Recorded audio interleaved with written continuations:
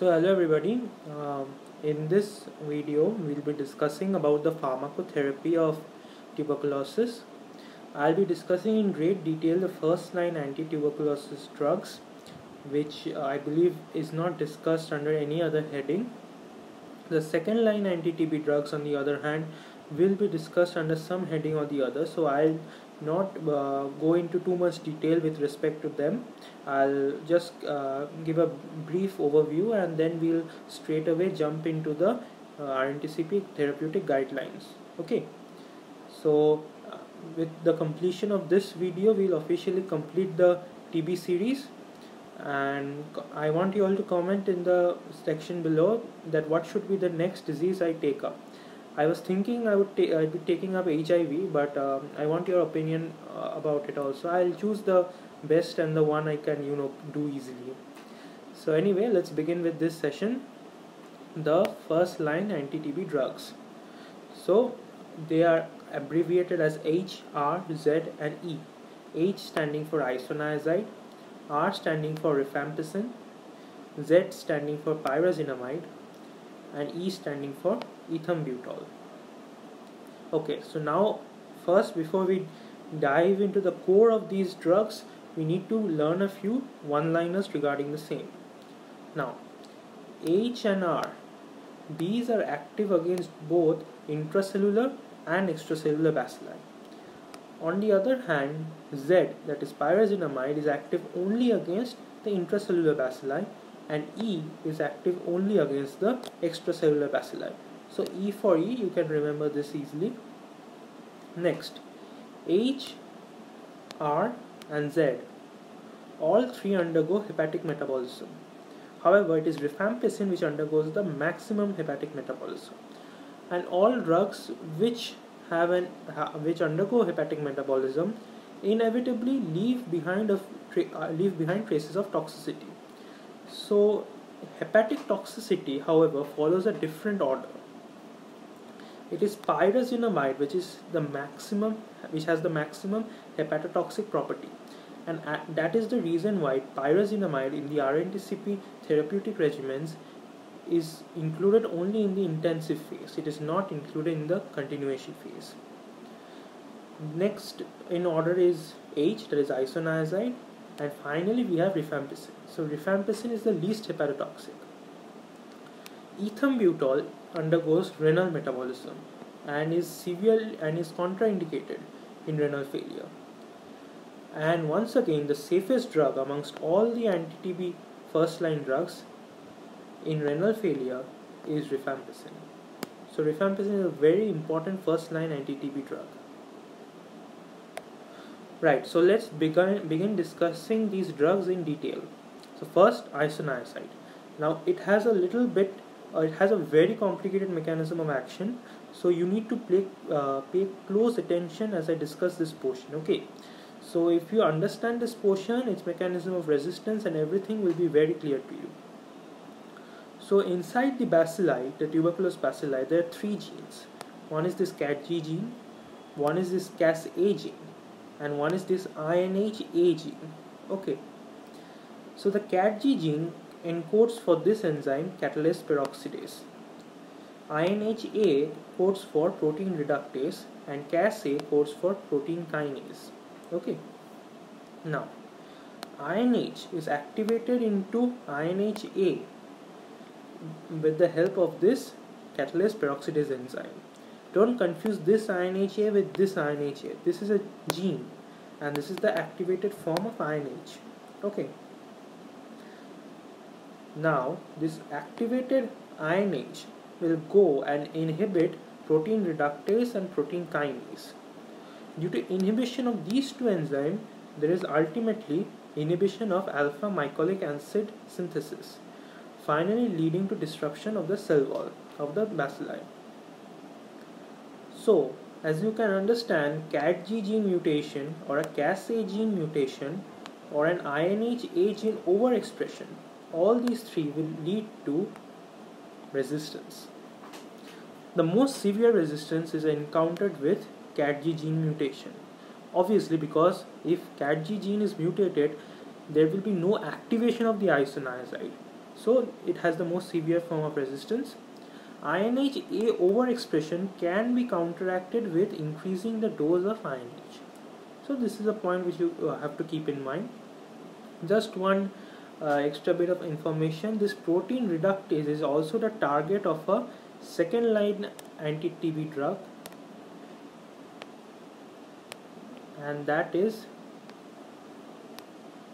ethionamide.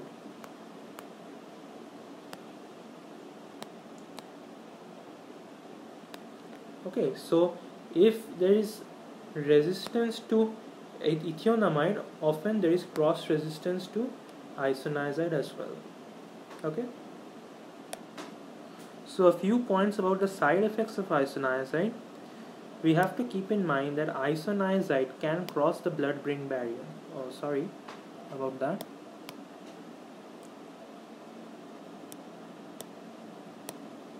Yeah, so isoniazid can cross the blood-brain barrier. When it crosses the blood-brain barrier, it can give rise to hallucinations, psychosis, amnesia, seizures, and neuropathy.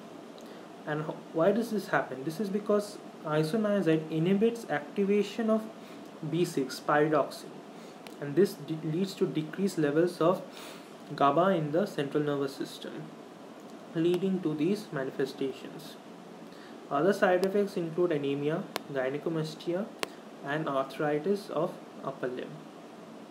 So these seizures and neuropathy, these are important toxic side effects of isoniazid, and we can combat them if we are giving vitamin B6 at the rate of 1 gram per gram of isoniazid to the patient. Okay, right, so the most important first line anti-TB drug in my opinion, and that is rifampicin. So rifampicin is derived from rifamycin. Other rifamycin derivatives are rifabutin and rifapentin. Okay, I wrote rifabutin twice, sorry for that.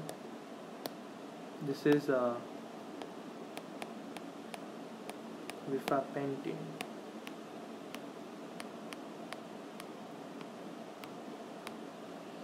Yeah, so rifabutin and rifapentin, these are other derivatives of this rifamycin, and these two are second line anti-TB drugs. Okay, and rifamycin is a derivative of the bacteria Mycolaptosis rifamycinica. Okay, now enough of that, let's move on to rifampicin. Rifampicin binds to the beta subunit of DNA dependent RNA polymerase, which is encoded by the RPOB gene. So of course RPOB gene mutation will lead to rifampicin resistance, and since it is the most important first line anti-TB drug, rifampicin resistance is often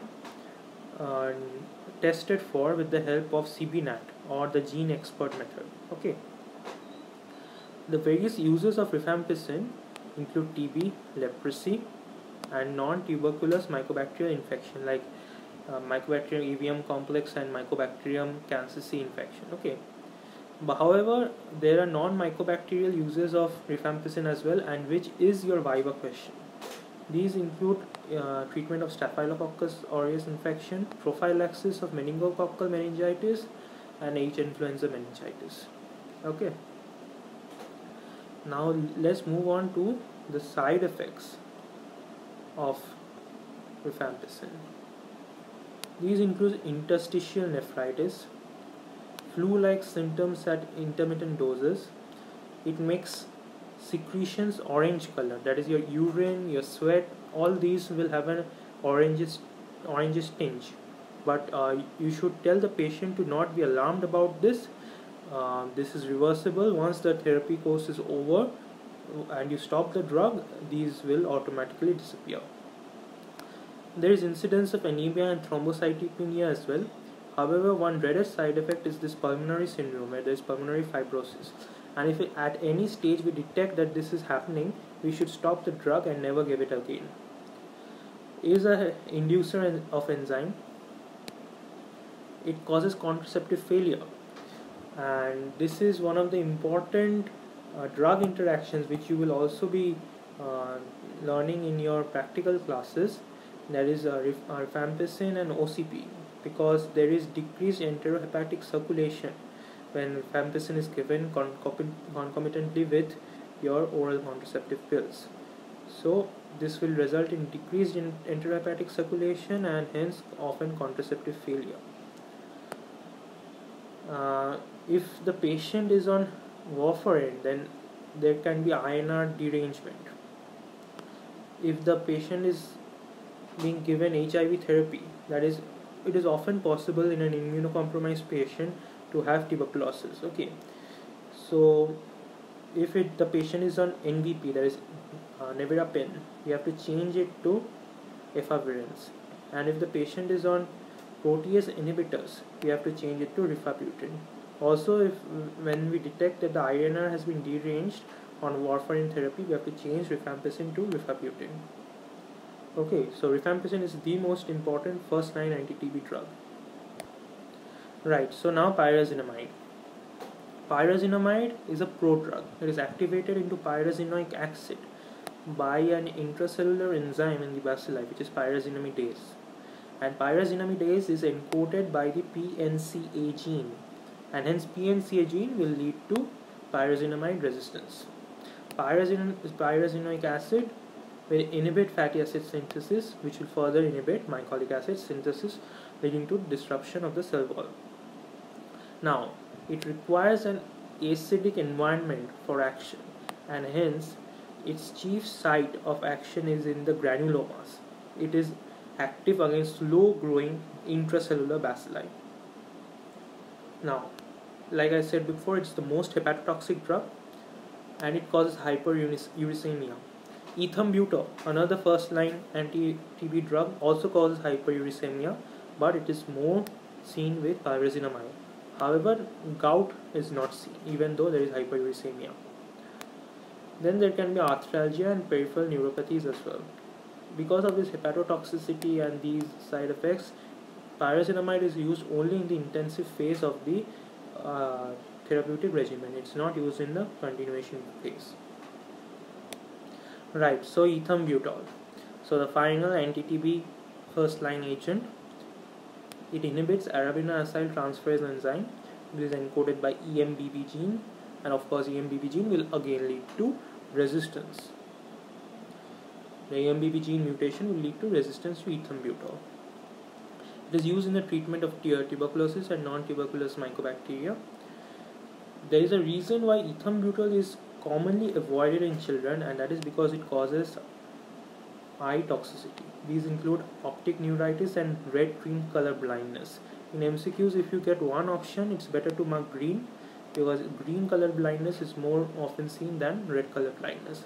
Also, like I discussed before, there is hyperuricemia. So with that, we end the first line anti-TB agents. Let's move on to the therapeutic regimens. Right, so we'll move on to the RNTCP guidelines for therapy. Now, we must understand that RNTCP accounts for non-resistant and resistant cases as well. In resistant cases, there may be monodrug resistant, there may be polydrug resistance, there may be rifampicin resistant, there may be multi-drug resistance, there might be XDR, that is extremely drug resistance, and XXDR, that is extremely drug resistant. Mono or polydrug resistance refers to one or more drug resistance to one or more first line anti-TB drugs other than INH and rifampicin. Rifampicin resistance obviously refers to rifampicin resistance. MDR resistance refers to rifampicin and isoniazid resistance. So multi-drug resistant TB refers to rifampicin and isoniazid resistance. Next, XDR TB. XDR TB refers to rifampicin plus isoniazid plus fluoroquinolone plus more than or equal to 1 injectable drugs. What are the injectables? The injectables are the aminoglycosides, kanamycin, amikacin, capreomycin, which are used. So that is XDR TB. So XDR is rifampicin, isoniazid, then fluoroquinolone, and more than or equal to 1 injectable. Then there is XXDR TB, that is resistance to all first line and second line anti-TB agents, and that is a serious concern for all the doctors, and the therapy is mainly experimental. So over here we are discussing a new TB case where there is no drug resistance.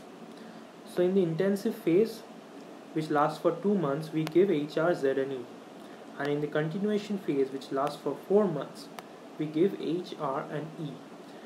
That is for a new TB case with no resistance. Right, and now this is a daily regimen for previously treated TB case with no drug resistance. So over here we give 2 HRZES plus 1 HRZE in the intensive phase. What is S? S is streptomycin. Now previously streptomycin was a first line anti-TB agent, but it is no longer so. Streptomycin is one of the prototypical aminoglycosides. Okay, so but it is used in the intensive phase of previously treated TB case with no known drug resistance. So the intensive phase in such a case lasts for 3 months, and the continuation phase lasts for 5 months. Of these 3 months, 2 months the patient is given HR, Z, E and S, that is 5 drugs, and the remaining 1 month they are given the 4 drugs, that is HR, Z and E, and these 5 months they are given HR and E. Okay, so that is new and previously treated TB case with no drug resistance.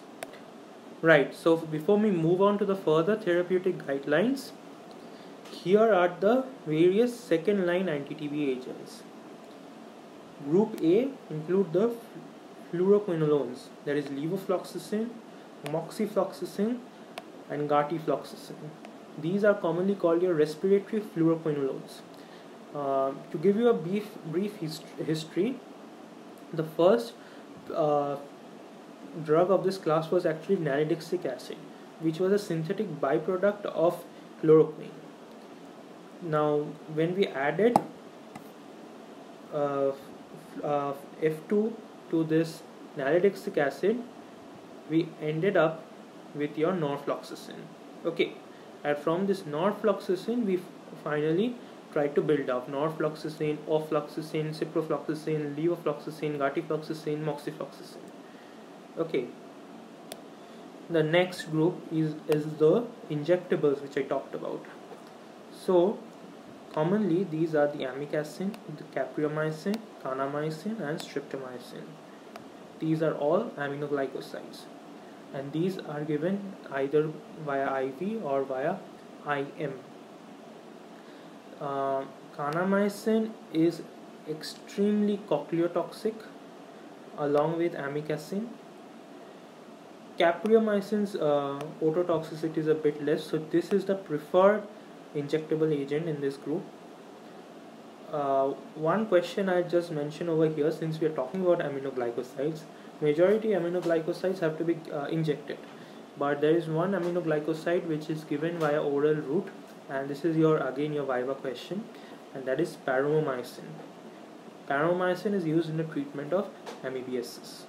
This was actually my viva question during my MBA exam. Okay, so anyway, the other core second line agents are this ethionamide, which I have discussed, then cycloserine. Cycloserine is actually a D-alanine analog. If you have learnt about the replication of the cell wall in the bacteria, you would know that there are repeating units of NAM and NAG. Okay, and from the NAM there is actually a tetrapeptide chain which is cross-linked to the next tetrapeptide chain by a pentapeptide side chain. The tetrapeptide chain consists of L-alanine, D-glutamic acid, L-lysine in gram positive and D-aminopimelic acid in gram negative, and finally D-alanine. So L-alanine at the first position, second position D-glutamic acid, third position L-lysine if gram positive or D-aminopimelic acid if gram negative, and in the fourth position we have D-alanine. So that is the composition of the tetrapeptide chain. Now Cycloserine is actually a D-alanine analog. It inhibits ALA racemase and ALA ligase enzymes. So it prevents elongation of this tetrapeptide chain. Okay. So it's a bit complicated to understand. I'll make a separate video about these miscellaneous chemotherapeutic agents, and over there it will become more clear. Linezolid. Linezolid is again a oxazolidinone. And this oxazolidinone, other examples include sutazolid, which is also under trial for tuberculosis. We also have clofazimine. Clofazimine is actually preferred for leprosy. Okay, but and it has a very important side effect of ichthyosis, and it also causes discoloration of urine and secretions. So you have to remember that as well. Though along with rifampicin, please learn about clofazimine. Okay. Oxazolidinones, sutazolid, linezolid, these are not very important and not very commonly used. Cycloserine, these aminoglycosides, and these fluoroquinolones, these are all very important. Other add-on agents are pyrazinamide, okay, ethambutol, high-dose isoniazid. I've discussed all of them. Okay, why are we are giving high-dose isoniazid? Pyrazinamide and ethambutol, if there is no resistance, we can give them. And now bedaquiline and delamanid. These are two new anti-TB agents. Bedaquiline actually inhibits your synthesis of ATP in the bacilli, and it has a very high volume of distribution and an unbelievably long T-half of 165 days. Okay, but again it has a very important side effect of QT prolongation, and we have to avoid in situations like hypokalemia, hypomagnesemia, hypocalcemia, or in congestive heart failure, or along with drugs which prolong QT interval. And it's contraindicated in age less than 18 years and in pregnant and lactating females. Okay. Delamanid also inhibits mycolic acid synthesis, the methoxy and ketomycolic acid synthesis. Okay. It is highly plasma protein bound, and again it has the important side effect of QT prolongation, and we avoid it in age less than 6 years. Delamanid is actually being distributed all over India in 7 states as per the conditional access program. Okay. However, we must remember that delamanid is metabolized via albumin. Albumin has, if albumin level of the patient is less than 2.8 grams per deciliter, we don't give delamanid. Okay. It is also contraindicated in pregnant and lactating females. Then there is para-amino-salicylic acid. It inhibits dihydrofolate synthase enzyme. Then these imipenem, meropenem. Imipenem and meropenem are carbapenems of the beta-lactam family. Beta-lactam family includes your penicillins, your cephalosporins, your monobactams, and your carbapenems. These are very effective against a variety of gram-positive and gram-negative organisms, and highly effective against anaerobes. Also, they are effective against ESBL producing organisms. ESBL is extended spectrum beta lactamase enzyme producing organism. The extended spectrum beta lactamase producing organisms. Okay, so I hope you know about the Ambler classification of beta lactamase production. Okay, so of that Ambler classification, class A is this ESBL group of organisms, and in such cases only carbapenems work. In case of imipenem, you have to remember that imipenem is metabolized by renal dihydropeptidase, and so we have to give a renal dihydropeptidase inhibitor with imipenem, and that inhibitor is cilastatin. Okay. We also have coamoxiclav. Which may be used, and thioacetazone. Thioacetazone also inhibits your mycolic acid synthesis. and it has three very important side effects.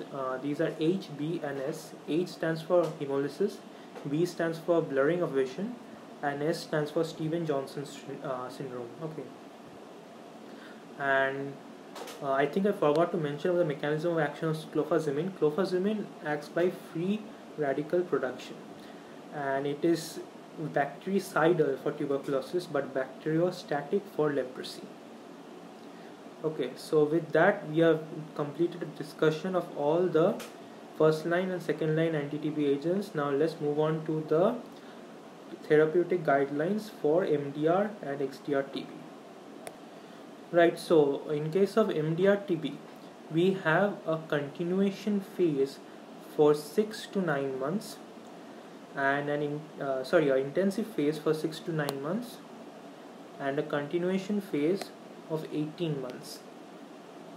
During this intensive phase we give 6 drugs and it's given as kanamycin, levofloxacin, ethionamide, pyrazinamide, ethambutol and cycloserine. And during the continuation phase we give levofloxacin, ethionamide, ethambutol and cycloserine.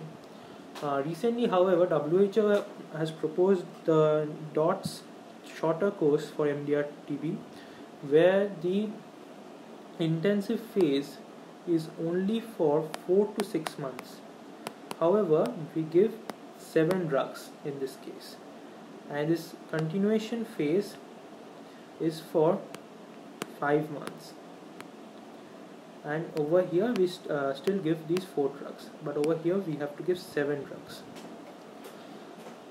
That is the new proposed WHO DOTS shorter course therapy for MDR-TB, and it's being tried out at various states as well in India currently, but this is the standard guideline which has been followed over the ages. So that's with respect to MDR-TB. With respect to rifampicin resistant TB, we also follow the more or less the same guideline. We just add rifampicin to this guideline over here. Okay, because sorry, I made a mistake. Excuse me.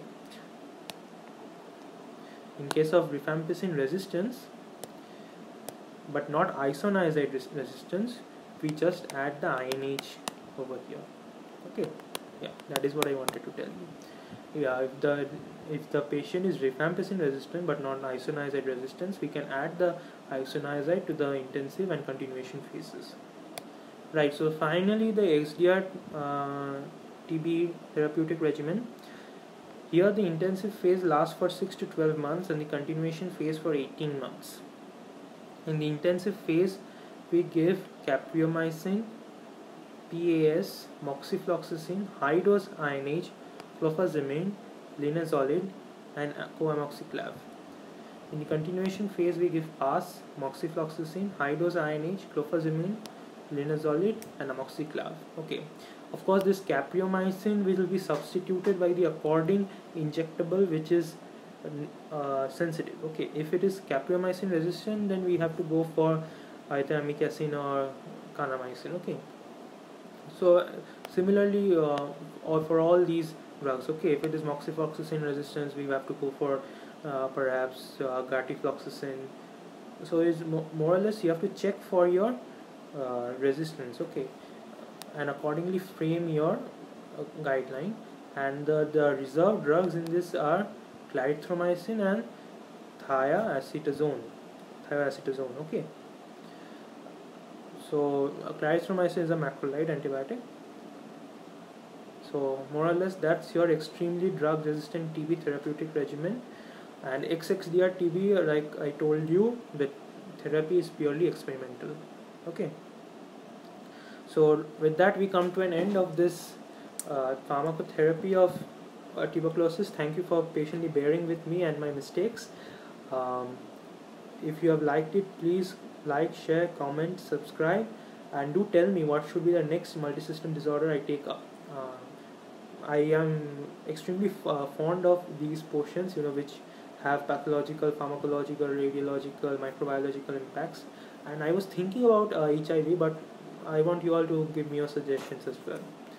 So thank you.